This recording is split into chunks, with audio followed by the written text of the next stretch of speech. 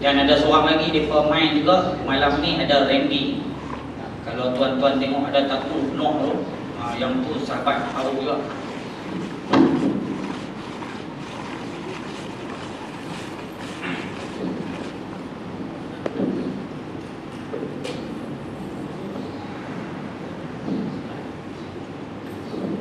Assalamualaikum warahmatullahi taala wabarakatuh. Alhamdulillahirabbil alamin wassalatu wassalamu ala asyrafil anbiya'i wal mursalin wa ala alihi ajma'in. Yang saya hormatkan Tuan Izam Hashim, Tuan Imam, kita punya Imam Syafi'i, kita tadi saya nampak tak Kursi Karya, ada juga kuasa, Ketua Masjid, semua hadirin hadirat ni sampai lah. Pertama saya ucap terima kasih kerana memberi peluang kepada sahabat-sahabat kita untuk bersama-sama memasuki Ramadan pada tahun ini untuk berkongsi pengalaman. Ini bukan sesi bagi kuliah, sesi berkongsi pengalaman. Mereka ini dulunya mereka tidak Islam. Setelah hidayah datang kepada mereka, mereka memeluk Islam. Dan mereka ada dua situasi. Pertama, situasi mereka sebelum Islam. Mereka melihat bagaimana orang Islam berpuasa, sembahyang, pergi haji, bertahlil, berkenduri. Satu benda yang bagi mereka berbeza dengan apa yang kita tengok sebagai orang Islam. Dan setelah mereka Islam, mereka juga melihat perkara ini bukan sama macam kita tengok. Sebab ilmu yang mereka ada, pengalaman mereka ada adalah berbeza. Jadi kita mengambil sebenar Ramadan untuk menghadiri Ramadan pada tahun ini, ujung Sya'ban ni, maka kita akan bersama-sama berkongsi. Kita tahu bahawa kampung kita sini ni memang dekat pun dengan Ramadan gelar adalah satu pusat penempatan para muhajir ni, kita panggil mereka muhajirin lah. Nak kata mu'alaf dia belum masuk Islam, dia dah masuk Islam. Orang yang berjinak tu panggil mu'alaf, mereka ni telah berislam. Dan di sini ada penempatan, patutnya orang di sini lebih mahir dengan pengalaman orang baru masuk Islam ni.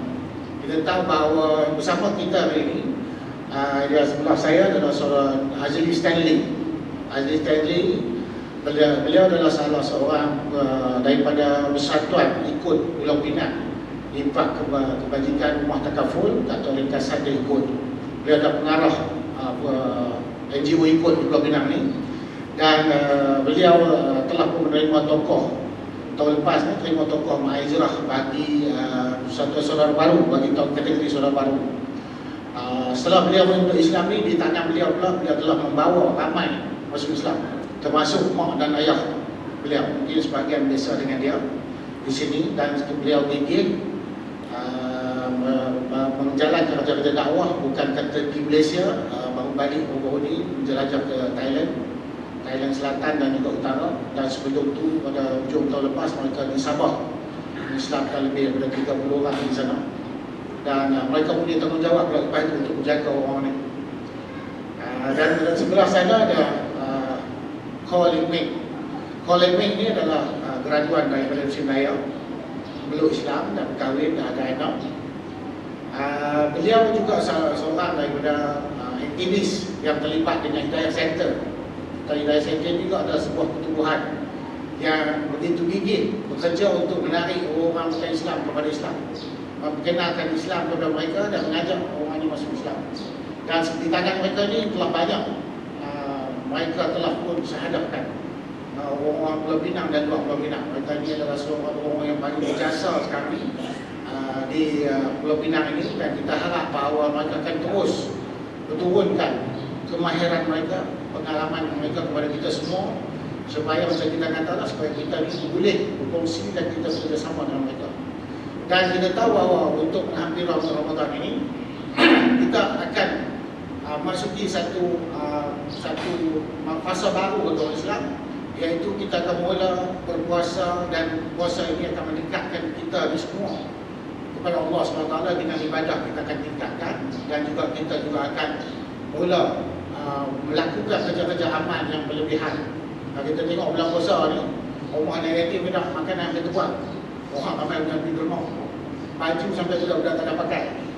Itulah kita akan mula membuat kerja-kerja amal ni bulan puasa ni agak lebih. Jadi itu bagi kita lah. Dan kita tahu bahawa bulan puasa inilah juga yang Allah sebut di dalam Quran, Syahrul Ramadan allazi unzila fihi al-Quran.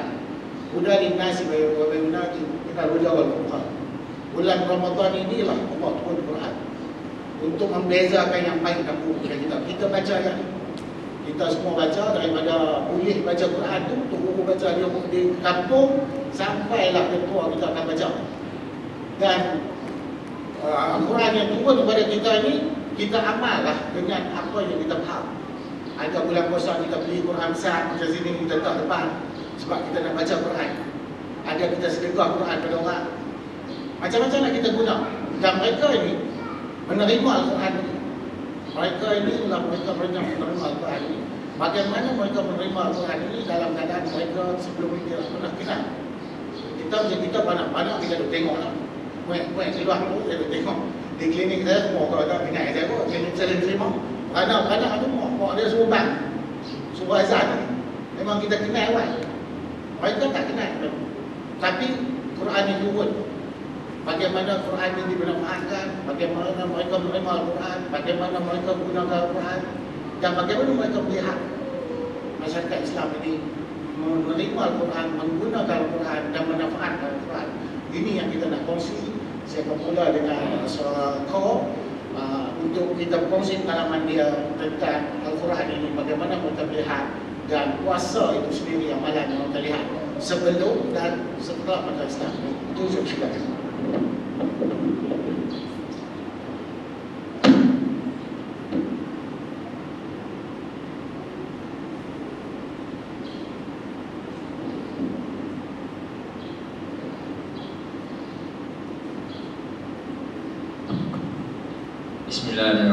Bismillahirrahmanirrahim. Rabbi shrah li sadri wa yassir li amri wahlul 'uqdatam min lisani yafqahu qawli. Terima kasih kepada Assalamualaikum warahmatullahi wabarakatuh. Apa khabar semua? Alhamdulillah, semua sihat-sihat belaka. Terima kasih kepada pihak masjid kerana menjemput ataupun mengizinkan mai ikut datang ke sini untuk buat satu forum kecil sharing, dan juga tuan moderator Haji Zul yang bagi satu pengenalan tadi, sahabat saya Nur Azli Stanley dari mai ikut juga. Saya sendiri, nama saya sebelum Islam, nama saya Khalid Ming. Okey, 11 tahun yang lepas. Selepas tu bila saya dah ambil syahadah, nama saya bertukar kepada Khalid Ming. Ada beza tak? Khalid Ming dengan Khalid Ming. Sebelum tu tak ada makraj. Khalid Ming. Selepas tu Khalid Ming. Alright. KHAW. Macam mana kita sebut SAW? So, itu pengaruh barat. Orang Islam bila tengok SAW, automatik mereka akan kata Sallallahu Alaihi Wasallam. Betul? Cuma gurau. Bila kita keluarkan S, masukkan KH, maka daripada So, kita akan dapat Call. Alright, so kami lebih kepada ejaan bahasa Inggeris. Dan sebutan itu bila disebut oleh Atuk kepada pegawai pendaftar, maka dia akan ikut cara ataupun ejaan pegawai pendaftar tersebut. Jadi kita akan dapat KOH, KHO, KHOR ataupun KHAW. Okey, saya berketurunan KHAW. Tapi semua ni sama je dalam bahasa Mandarin. Okey, so orang-orang Pekanbaran ni ada masalah dengan tak tukar nama tak bila masuk Islam? Ada isu tak? Boleh tak seseorang itu bila dia dah belum Islam, nama dia masih kekal sama seperti sebelum Islam lagi? Boleh ke tidak? Boleh ya? Alhamdulillah. So saya dah masuk bab itu dah. Saya cuba cerita sikit macam mana pandangan saya terhadap orang yang berpuasa sebelum saya masuk Islam.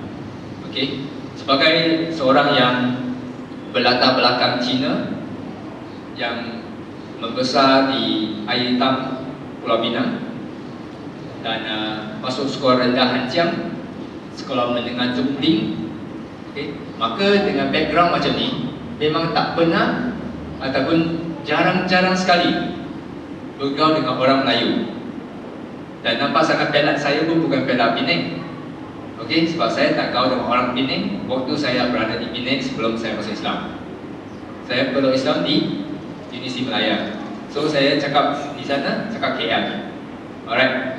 Jadi bila saya sebelum masuk Islam, saya berada di sekolah rendah, sekolah menengah. Biasa-biasa akan terikut-ikut dengan apa yang orang katakan di luar sana.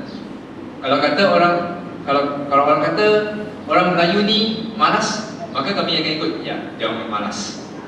Kalau kata bang ataupun azan itu sakit gigi, kami pun ikut sakit gigi juga. Sebab yang masa tu tak dengar apa yang disebut dan tak tahu maksud dia. Yang dengar hanyalah Allahu Akbar, Allahu Akbar. So apa tu? Pom pom pom tu kita pom je. Kita tak apa benda. Kita main dengan dia orang tu pom lagi, pom lagi. Bila tengok TV ada azan, tukar channel.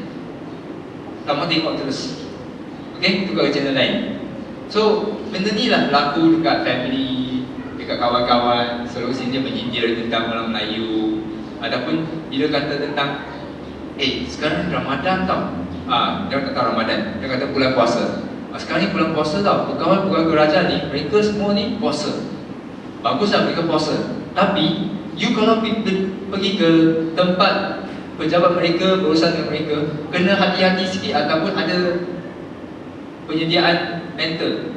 Sebab bila pergi, ramai antara mereka akan kelakuan lemah ataupun tak larat, ataupun layanan dia tak semestinya sebelum ataupun selepas puasa, sebelum bulan puasa dan selepas bulan puasa. So benda tu memang terbawa dalam minda sampai bila-bila pada masa itu. Sebab waktu kecil mana ada berusaha sangat dengan orang kerajaan. Yang dengar kalau apa, terima je. So macam itulah dia punya persepsi terhadap orang Melayu ataupun orang Islam yang berpuasa. Dan bila tengok, kadang terdengar jugalah orang kata ni budak ni memang tak, dia puasa tapi dia curi makan, curi-curi keluar makan ataupun minta orang tolong belikan makanan kat dia, dia makan sorok-sorok sendiri ataupun ambil rokok ke apa ke. Itulah yang sedikit sebenarnya tentang siapa itu orang Islam yang berpuasa pada masa itu. Tapi bila masuk ke universiti, alhamdulillah first year masuk-masuk dah ada sistem integrasi. So duduk sebilik dengan orang Muslim Melayu dari Perlis. Maka dari situ saya nampak sikit-sikit lah tentang apa itu solat, apa itu berpuasa. Walaupun dia bangun pukul 9, 10 pagi untuk subuh dia, tapi at least dia masih solat lagi. Itulah first time saya tengok dengan mata sendiri orang Melayu solat macam mana. Dan saya pun tak tahulah ada waktu dia yang dia kena ikut kan. So jadi dia solat dia orang baik. So saya pegang benda ni dan dia tak pernah cerita apa tulis kat saya. Saya sempat duduk dengan satu semester je sebab bagi kami ini satu benda yang seksa. Kami nak duduk dengan geng kami kan. So nak keluar sewa satu rumah, semua Cina duduk satu rumah. Baru best kan. Semua makan sekali, boleh pergi keluar sekali, satu kereta, motor, konvoi, macam-macam. Bila duduk dalam asrama, dikongkong ada pukul 12 tak boleh masuk asrama, macam-macam kan. So makanan pun yang halal je. Masa tu mana minat sangat yang halal kan. Dipaksa makan lah tu. Kalau tak, terpaksa ambil motor keluar kepada Petani Jaya, Seksyen 17. Sana ada nasi campur, 3 sayur, 1 daging, baru RM2 3 kebab. Sangat-sangat murah dan ekonomi. Okay. So dari situ saya punya persepsi terhadap Islam tu memang taklah baik sangat. Tapi cuma nampak adalah orang baik kan, satu bilik dengan saya. Okay. So dari situ barulah ada peluang. Bila betul-betul ada peluang tu dah lepas ijazah, saya continue dekat satu makmal untuk buat research assistant sebagai penolong penyelidik di salah satu makmal di Universiti Malaya, Fakulti Pergigian. So dekat makmal tu lah saya ada banyak bergaul dengan orang Melayu first time. Sebab kerja boleh masa panjang, okay, 8 jam. So sempat bergaul dengan lebih kurang 5 orang senior. So bila bergaul banyak, cara hidup mereka yang berpuasa, solat, saya nampak dengan mata sendiri. Alhamdulillah, sebab mereka ni memang kalau perempuan tutup aurat memang sempurna, laki pun solat on time. So tak ada masalah saya kenal Islam dengan mereka.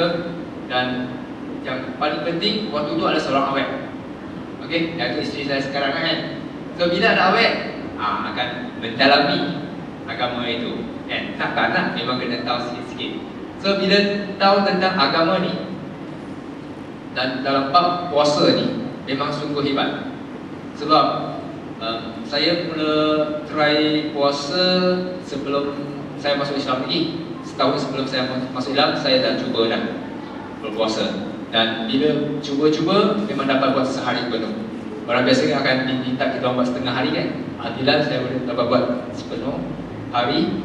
Dan memang lemah sangat. Okey, memang lemah sangat dan tararat. Semuanya bila time buka puasa sangat-sangat seronok dan gembira. Satu pencapaian yang rasa boleh dibanggakan. Okey, sebab tak pernah buat selama ini dan bila buat dapat buat sepenuh hari. Dan salah satu faktor yang saya rasa bangga sebab saya ada masalah gastrik. Gastrik itu tak serius lah, cuma dia akan kacau saya setiap 2 jam. Sebab saya punya asid gastrik sangat-sangat banyak dan makan banyak mana pun lepas 2 jam dia akan main bising dah. So bila time puasa macam ni, dia bising-bising tapi dia boleh tahan. So dari situ saya rasa ni ajaknya kan, ajaknya ada satu sistem yang dia berani letak satu masa yang begitu panjang untuk tak makan dan tak minum. Biasanya puasa agama lain dia tak makan tapi dia minum. Tapi untuk orang Islam dia tak makan dan tak minum selama 16 jam. So saya rasa bila 16 jam tak minum dan tak makan, sebagai seorang Cina yang selalu bawa botol air keluar ke mana-mana sahaja mereka pergi, tiba-tiba buang botol ini. Okey, untuk 16 jam. Yang kami risau ni sakit tegak, batuk, lepas tu bila panas sangat dia akan demam. Okey, itu yang nak cukupkan air dalam badan.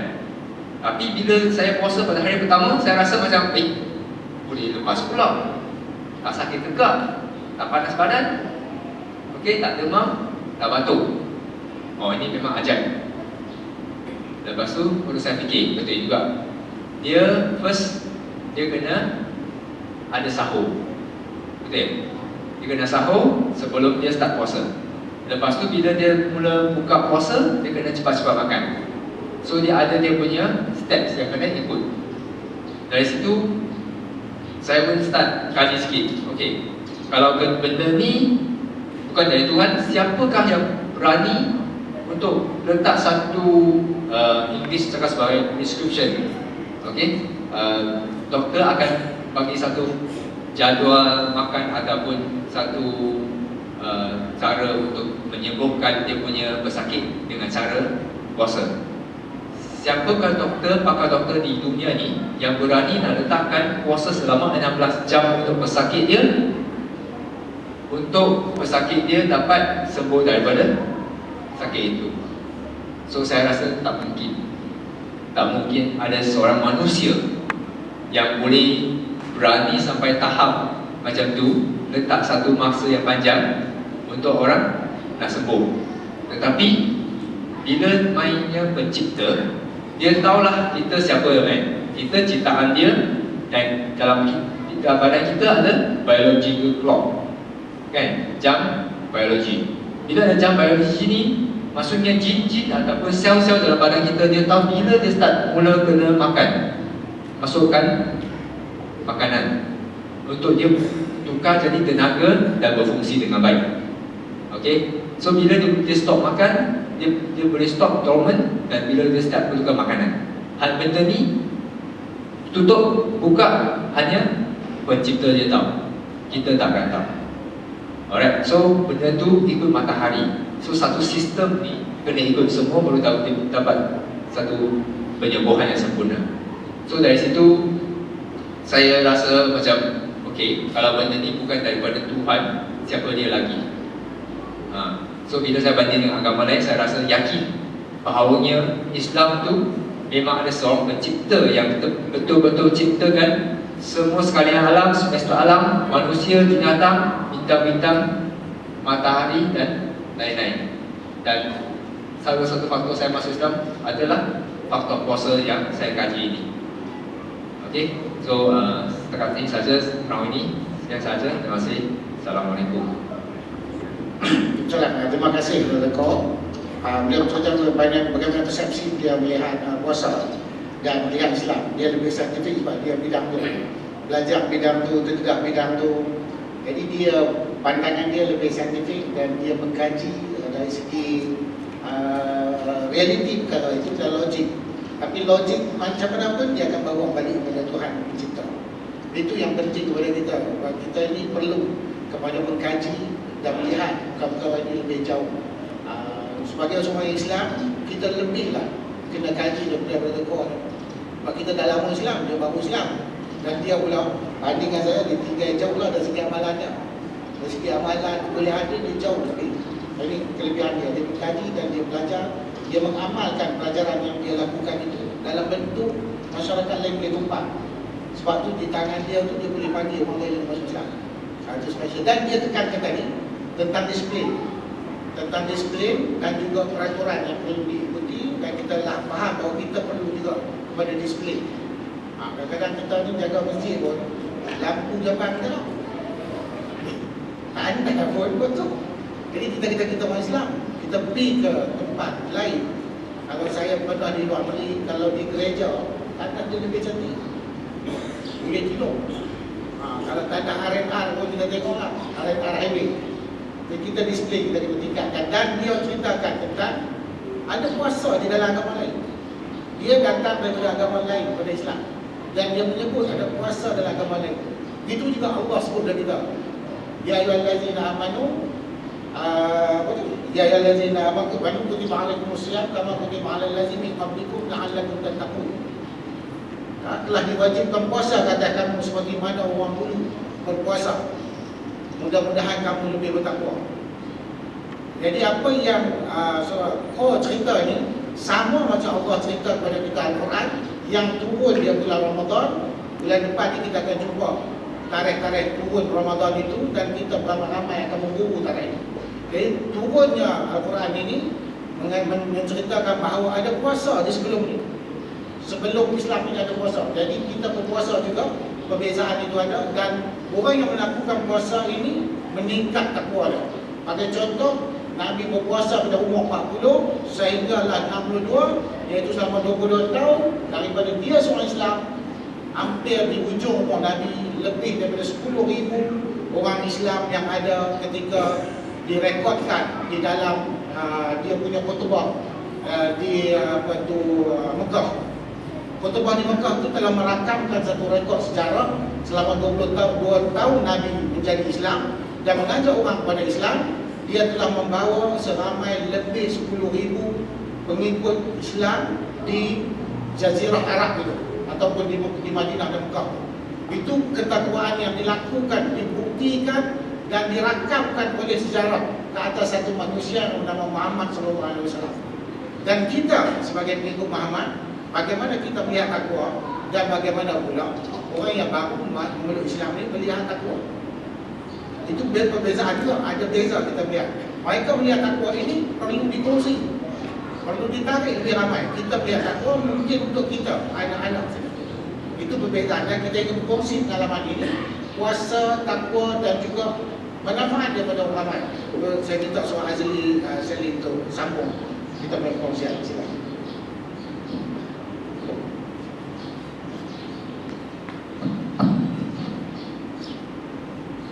Auzubillahi minasyaitonir rajim. Bismillahirrahmanirrahim. Allahumma shalli ala sayyidina Muhammad wa ala ali sayyidina Muhammad. Asyhadu an la ilaha illallah wa asyhadu anna Muhammadar Rasulullah. Assalamualaikum warahmatullahi wabarakatuh. Terima kasih kepada Tuan moderator. Saya ingin juga ucapkan terima kasih kepada pihak masjid atas jemputan pada hari ini. Alhamdulillah kita berkongsi Kami di sini bukannya untuk orang kata berceramah, tapi kita nak berkongsi sikit sebanyak pengalaman yang mungkin tuan-tuan, perempuan mungkin tak ada lah. Kami dulu ni pernah tak puasa, hari ni kami puasa. Tuan-tuan daripada dulu puasa, puasa berbeza. Puasa kami dulu berbeza. Nak tuan puasa boleh, hari ni tak boleh.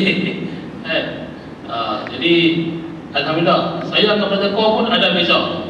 Bertakwa memeluk Islam salah satu sebab saya puasa. Saya lupa buat puasa sebelum syahadah.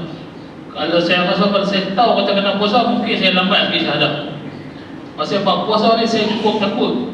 Saya serius tengok badan pun tahu kan. Tengok badan kita hari-hari duk makan sedap-sedap, tiba-tiba dia kata tak boleh makan. Bila kata tak boleh makan, kita jam lah. Yang ni kira memang tak boleh nak terlintas.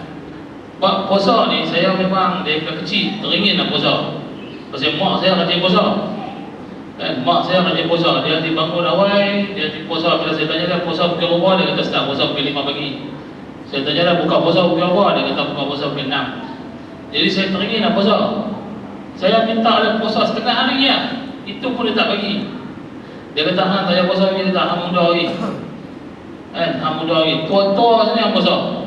Kami ni dah tua-tua dah boleh puasa dia tak, hang ni muda lagi. Hang perlukan tenaga banyak. Tak payah puasa. Tu saya tanya dia, puasa mak macam mana? Mak nak makan boleh lah. Dia kata nak makan, tengoklah keadaan. Kalau nak makan, makan benda yang tak berdarah lah. Vegetarian. Kalau dia nak makan lah. Kalau dia rasa tak mau makan, dia minum air. Jadi dia kata tak apa lah, boleh minum air pun, bagilah cek puasa lah. Nak puasa setengah hari, dia kata tak payah. Tapi saya curi-curi agak. Kalau saya try sekali tu lah, hak tu pun jenuh. Jenuh nak tu 3 jam habis ke bawah. Sekarang hari lebih kurang 12 kan. Jadi ini antara pengalaman. Tapi memang sungguh bila saya lepas saya mengucap kalimah syahadah, puasa lepas saya mengucap kalimah syahadah, saya syahadah tahun 1994 bulan 4. Lepas beberapa bulan tu baru tahu kata masuk Ramadan. Bila tahu kata masuk Ramadan, bila isteri beritahu kata masa tu kami tak kahwin lagi noh. Tak kahwin lagi. Kata masuk Ramadan. Bila kata masuk Ramadan ni kena puasa. Allah, saya kata jeng. Pula dah aku masuk Islam dah, nak kena puasa dah ni. Saya memang dia kata jantung ni bila main Ramadan makin dekat. Orang kata main Ramadan lagi seronok. Kita kalau boleh main Ramadan duk jauh-jauh saya, aku tak bersedia lagi. Tapi kita nak buat je lah benda duk main, dia main. Jadi hari pertama puasa, saya rasa saya kahwin dah. Minta maaf, saya kahwin dah masa tu. Masuk bulan Ramadan saya kahwin dah. Mak isteri pula kata, apa kahwin dah, tapi kata tak kahwin lagi dah. Jadi hari pertama saya puasa, mak mentua dua rajin tanya, Azri apa bang? Saya kerja dispatch tuan-tuan. Tak kerja dispatch. Dispatch bukan duk jabat. Dispatch ni kira duk melilau mata ni. Saya jabat di Penang, saya buat area Sungai Petani. Saya nanti kena round, kena angkat barang berat-berat. Kalau jabat tingkat 3, kena panjat tangga tingkat 3, tak kira berapa kilo barang dia, kena bawa. Kena hari pertama puasa tu, mak tua kira rajin telefon tanya, apa khabar hari ni macam mana? Okey. Saya kata alhamdulillah, okey, boleh gagah lagi saya dah. Tu bila kita lalu kot jalan raya ni, kot Kelang, pada dia yang air lah buah semua, yang Bandung buah semua. Hak tu kira cabaran lah tu. Saya hari-hari tu lalu dah berkenal ayam jagung. Habis jagung mas sebulan stok. Tak boleh buat apa dah. Alhamdulillah saya tak merokok. Merokok tak ada, saya tak tahu lah orang yang merokok lagu menang dah puasa kan. Saya tak merokok, hal tu saya tak puasa. Jadi bila sampai satu hari tu, tiba-tiba saya muntah. Saya muntah. Saya main satu macam pitam. Masa tu saya tak tahu saya dah puasa berapa hari dah. Saya tak ingat. Tapi saya pitam. Saya pergi satu Kelang tu, lepas saya hantar barang tu, saya jadi musim pula saya muntah. Jadi saya muntah-muntah, lepas tu saya telefon isteri saya. Saya abang ada kata, ni abang ni puasa tak larat, muntah ni. Lepas tu isteri pun kata, tak apa abang muntah tak apa. Abang boleh buka puasa. Jadi saya kata, takkan muntah-muntah boleh buka puasa. Dia kata boleh lah, tak boleh lah sampai muntah, jangan paksa diri, dia kata. Dia kata ya lah, muntah ini bukan muntah yang main-main. Muntah ni memang nak termuntah kan, memang dia pengen buya benda keluar. Bukan kata saya dia lebih dolok abang kan. Tu dia tanya saya macam mana, abang nak puasa ke tak? Masa sayang, abang nak puasa nak tinggal. Dan puasa juga sampai habis. Tuan-tuan, bukan nak bangga, bukan kata nak mentabik dada. Allah bagi satu kekuatan pada diri saya ni. Sejak mula agama Islam memang tak pernah tinggal puasa. Kalau puasa tu tak sempurna, Allah alam kita tak tahu kan. Kadang-kadang atas kelemahan kita, mata kita apa, mulut kita apa, itu kita tak pasal. Tapi nak kata lapang dahaga tu memang sejak masuk Islam, alhamdulillah. Dan puasa ni juga mengajar banyak benda pada diri saya. Mengajar tentang kesabaran, mengajar tentang orang kata macam mana kita mengenal orang yang susah dan sebagainya. Dan dalam Islam ni memang banyak benda dia diajar secara teratur. Teratur maknanya kira kita tak boleh buat ikut suka. Orang yang puasa ni pun dia kena ada kelayakan nak berpuasa. Dia orang gila tak payah puasa. Orang yang susah, mungkin orang ibu-ibu yang mengandung, ibu-ibu yang baru sudah melahirkan anak dan sebagainya, tak diberi, tak diwajibkan berpuasa kalau berat bagi mereka. Jadi Islam ni dia bila sebut bab puasa ni dia teratur banyak benda. Tapi yang malang, yang sedih tu adalah di kawalan kita tengok orang-orang Islam tu sendiri, kawan-kawan saya sendiri, tempat kerja saya ni, pengalaman saya tempat kerja saya lebih daripada, kalau kata orang Islam saya kerja dalam 30 orang, yang puasa 5 orang, yang lagi teruk bos saya tu Hindu. Dia orang tepi tegak, hak yang Melayu tak puasa ni. Mereka dia risau rokok bawah tangga kan, mereka duk kadang-kadang makan bawah tangga. Lepas tu bila dia nak pergi bilayah, nak naik tangga, dia nampak tak puasa. Sampai dia tegak apa? Dia orang satu kali agama suruh buat pun dia orang tak boleh buat kan? Tapi yang ni kira menulang lah. Sampai ke hari ni saya rasa tuan-tuan perempuan pun faham benda ni kita tak tahu mana korang. Tapi kan kata bab puasa, pengalaman saya dulu ni daripada takut puasa sampai pada hari ni kita bersedia untuk berpuasa. Dan puasa ni juga memberi satu kelebihan pada diri kita sendiri. Bab orang kata kita dapat pahala banyak mana, Allah nak ampunkan dosa kita, itu bagi saya serah pada Allah Subhanahu Wa Taala. Bukan untuk saya nak menilai. Kita buat puasa lagu mana kita dapat pahala banyak mana, nak fikir pula balik rumah esok pagi. Malam ni sebelum tidur duk kira pahala dah banyak mana aku dapat, aku tarawih banyak mana, sempurna tak sempurna. Hak ni semua bukan kerja kita. Kita buat tanggungjawab kita. Tapi cuma nak ramai Islam ni mengajak, walaupun puasa ni satu benda, cuma kita kata dalam fahaman kita ni kita kata lapar yang dahaga lah. Puasa ni lapar dahaga.